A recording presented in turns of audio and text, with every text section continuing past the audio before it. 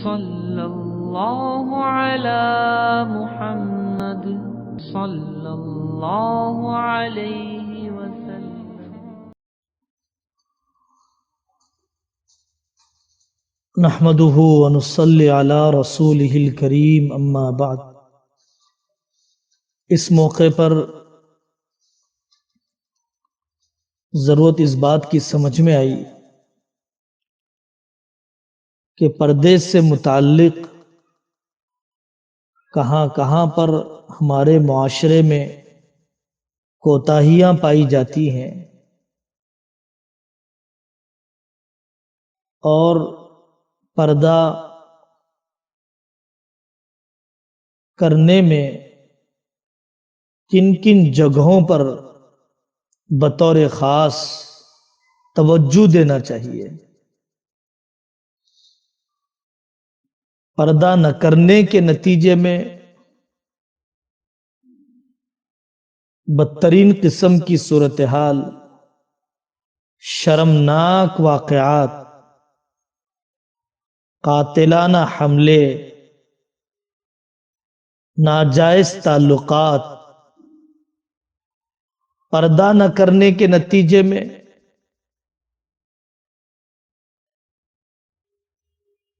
اچھے اچھے رشتے گندے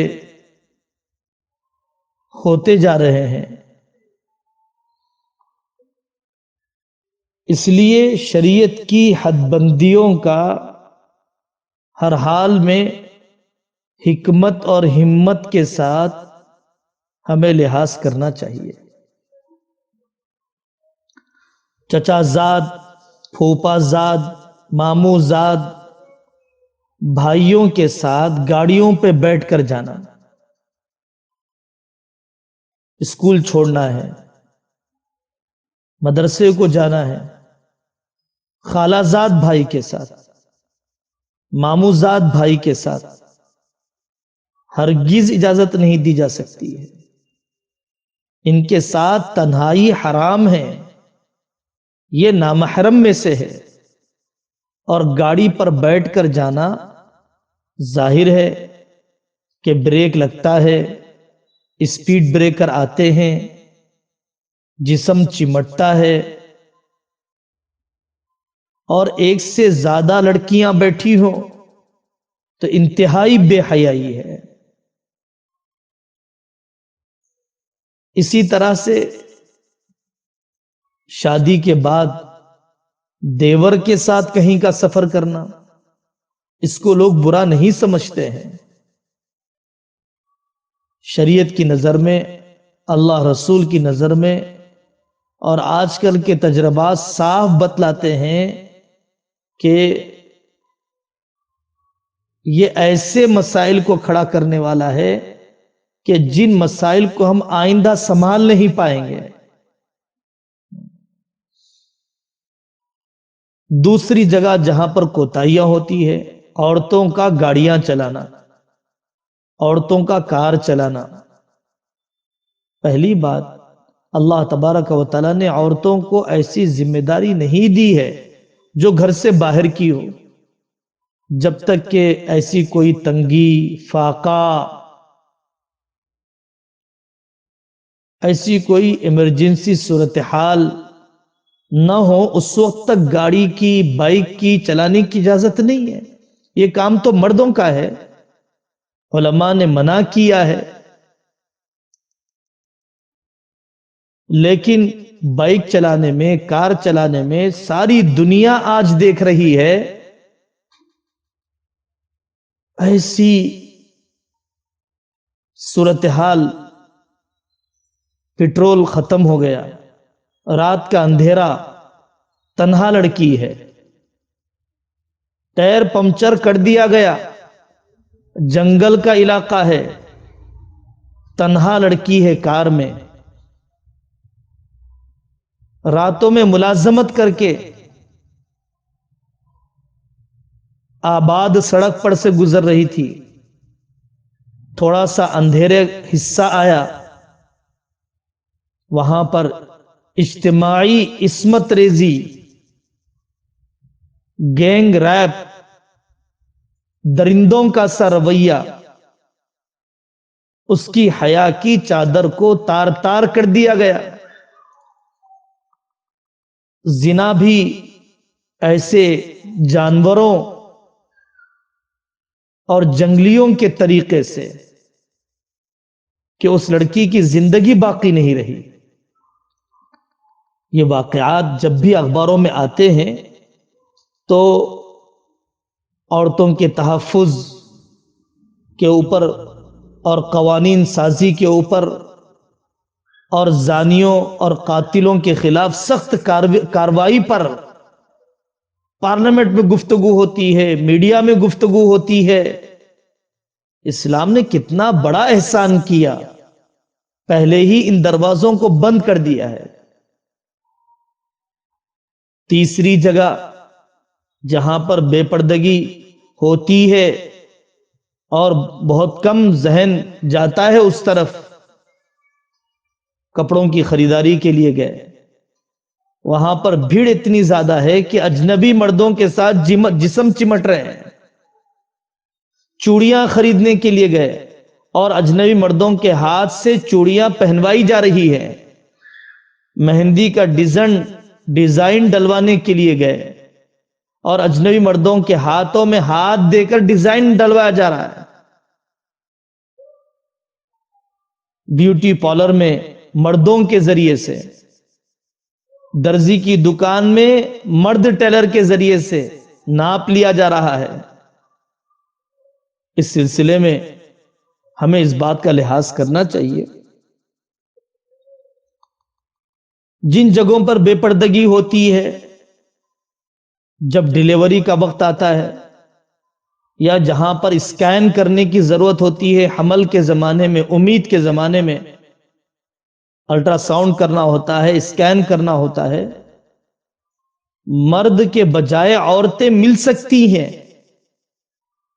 مجبوری ہو تو مرد سے علاج کرانے کی اجازت ہے، لیکن جب عورت اسکین کرنے والی مل سکتی ہے اور عورت زچگی کروانے والی مل سکتی ہے یا پردے کے ساتھ کرنے والا انسٹیٹیوٹ مل سکتا ہے، تو ایسے دواخانے میں ڈیلیوری کروانا کہ جہاں بے پردگی ہونا یقینی ہو، ایسی جگہ پر اسکین کروانے کے لیے جانا بلا وجہ کے جہاں پر مرد کے سامنے سطر کھولنا پڑتا ہو، ظاہر ہے کہ پیٹ پورا کھولا جاتا ہے، پہلے سے جیسی تیاری کرنا ہے تیاری نہیں ہوتی، پہلے سے جیسے تلاش کرنا ہے ویسی تلاش نہیں کی جاتی، ورنہ کوشش کرے تو کوشش کرنے پر مل جاتا ہے، ایسا ڈائگنوسٹک سینٹر مل جاتا ہے۔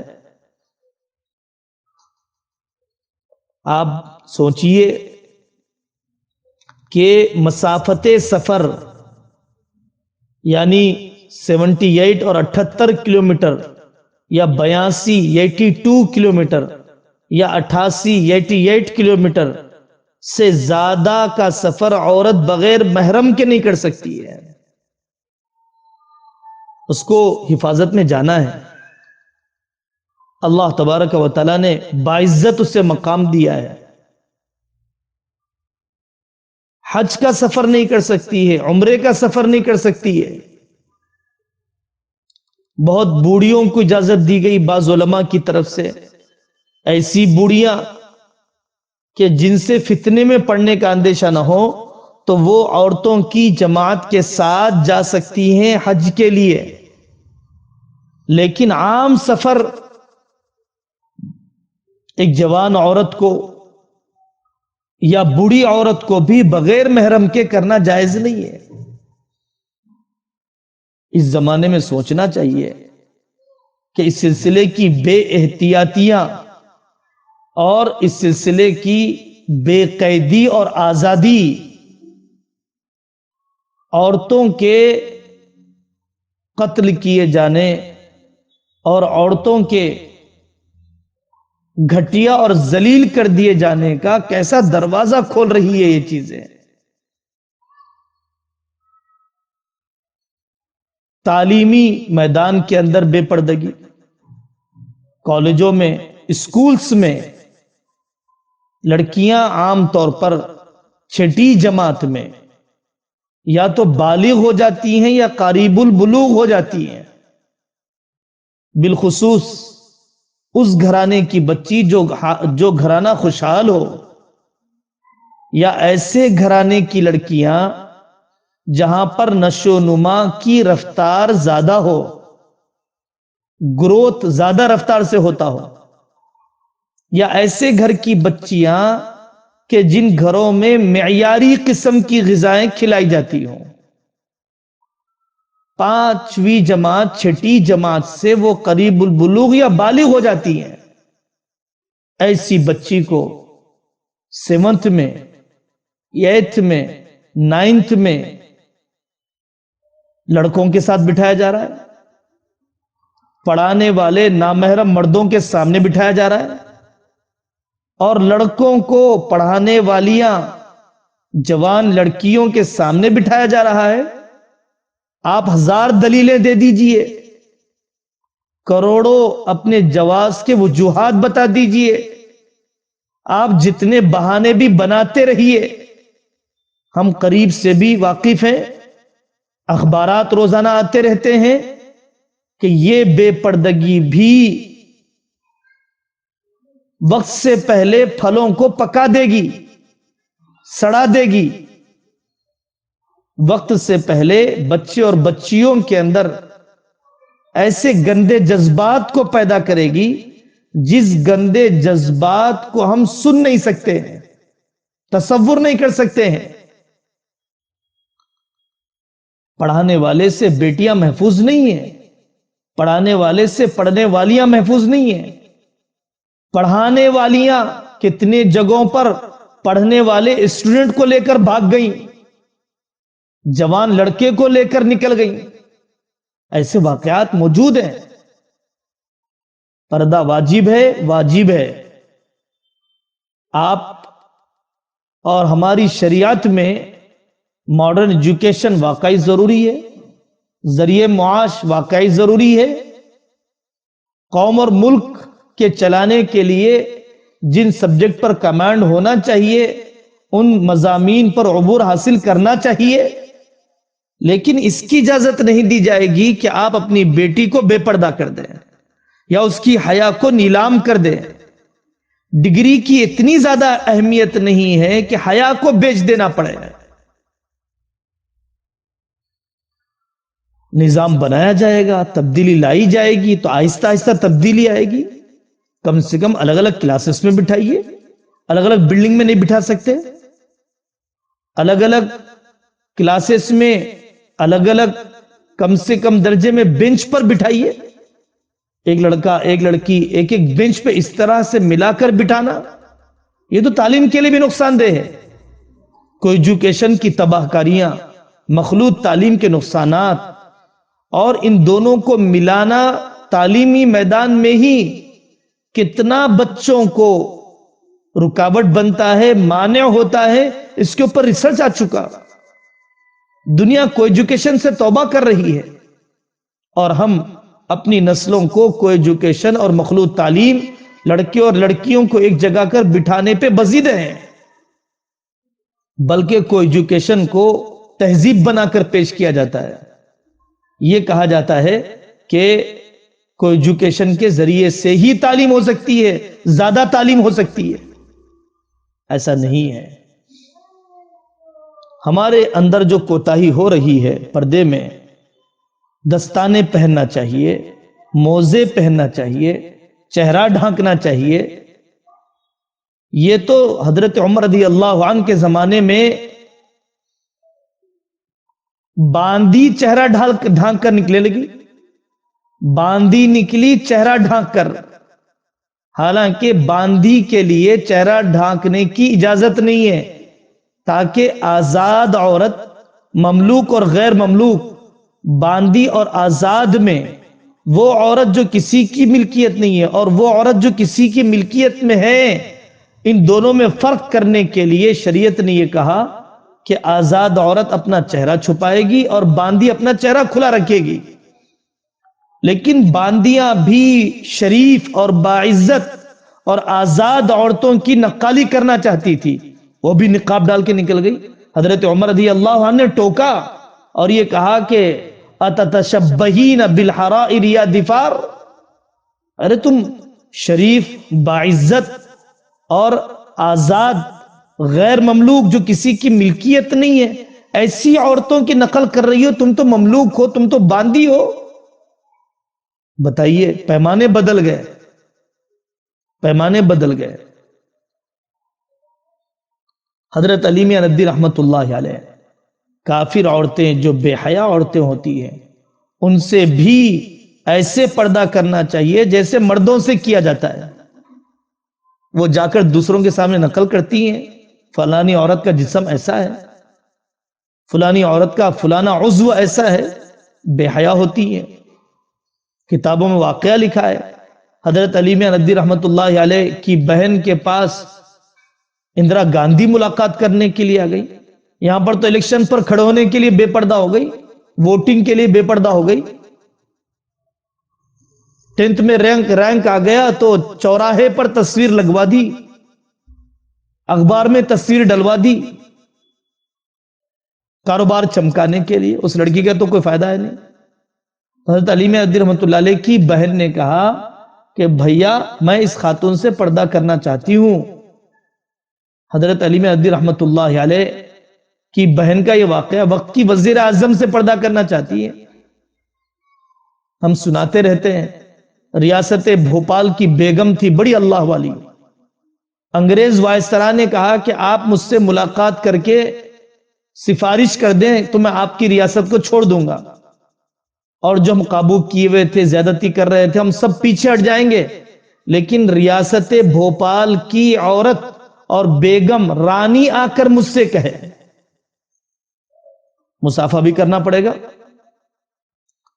تو بیگم بھوپال نے اپنی ریاست کی عوام کی بھلائی کو پیش نظر رکھتے ہوئے اس بات کی اجازت دی، برقع پہنا، چادر میں ڈھک گئی، دستانے پہنے، پھر اس کے بعد انگریز وائسرائے سے جا کر مصافحہ کیا۔ لیکن اس کے بغیر انہوں نے گوارا نہیں کیا کہ وائسرائے کے سامنے آئے۔ فون کا استعمال، فون کی تصویریں، فون کی فلمیں، ویڈیو بنانا کتنا نقصان دہ معاملہ ہے۔ شادیاں ہوتی تھی، لوگ کہتے تھے کہ آپ کے گھر میں بیٹی بھی ہے۔ حضرت شعیب علیہ السلام کی بیٹیاں، ان کے چلنے کی ادا اور اسٹائل کو قرآن نقل کر رہا ہے۔ فجاءت احداہما تمشی علی استحیاء، چادر میں ڈوبی ہوئی آئی حضرت شعیب علیہ السلام کی بیٹی، چادر میں ڈوبی ہوئی۔ قرآن ان کے آنے کے انداز کو نقل کر رہا ہے۔ اجنبی مرد کے ساتھ آنکھ میں آنکھ ملانے کا باحیا بیٹی تصور نہیں کر سکتی ہے۔ نکاح میں اس کا مسکرانا یا رونا یہ اس کے نکاح کے قبول کر لینے کی علامت ہے۔ باکرہ خاتون جس کا نکاح پہلی مرتبہ ہو رہا ہے، کتنا اسلام نے رعایت کی ہے۔ آپ غور تو کیجئے، ان عورتوں کی غیرت کو غور کیجئے، ان عورتوں کی پاک دامنی کے جذبے کو غور کیجئے۔ ہلاکو خان نے بغداد پر حملہ کیا، قابو پا لیا، ابو جعفر منصور کی بیوی کو باندی بنا کر لا کے پیش کیا گیا۔ ابو جعفر منصور تو وقت کا کوئی ایسا بادشاہ بھی نہیں تھا، خلیفہ معتصم باللہ، ایسا کوئی بادشاہ بھی نہیں تھا کہ جس بادشاہ کے اندر کوئی زیادہ دینداری پائی جاتی ہو، ولی صفت قسم کا ہو۔ ہلاکو خان نے اس مسلمان بادشاہ کی بیوی سے، معتصم باللہ کی بیوی سے نکاح کرنا چاہا۔ انہوں نے کہا ٹھیک ہے، بہت اچھی بات ہے، لیکن میں آپ کو اپنے پہلے کے شوہر معتصم باللہ کا ایک راز بتلانا چاہتی ہوں۔ ان کے پاس تلوار تھی ایک، وہ چلاتے تو وہ کام کرتی تھی، کوئی اور چلاتا ہے تو تلوار کام نہیں کرتی ہے۔ ہلاکو خان نے کہا اچھا، اگر آپ کو یقین نہ آئے تو یہ تلوار میری باندی کو دیجئے، میرے اوپر چلائے گی، اس باندی کو دیجئے۔ تو چلائی گئی تو گردن جسم سے جدا ہو گئی۔ جائز نہیں ہے ایسا کرنا مسئلے کے اعتبار سے، لیکن اس خاتون نے اپنی جان دینا گوارا کیا، لیکن کافر اور اجنبی مرد کے ہاتھ میں ہاتھ دینا گوارا نہیں کیا، نکاح کرنا گوارا نہیں کیا۔ پکی حدیث ہے کہ جو مرد کسی اجنبی عورت سے مصافحہ کرتا ہے اس کے لیے آسان ہے کہ اپنے سر میں کیل ٹھونک لے، صاف حدیث ہے۔ اس وجہ سے عزیز طالبات، ان جگہوں پر بطور خاص پردے کا اہتمام کرنا چاہیے، حکمت اور ہمت کے ساتھ۔ خدمت بھی پوری کرے، رشتہ داروں کی دلجوئی بھی پوری کرے، لیکن پردہ بھی پورا کرے۔ اللہ تعالیٰ صحیح علم و عمل کی توفیق عطا فرمائے۔ وآخر دعوانا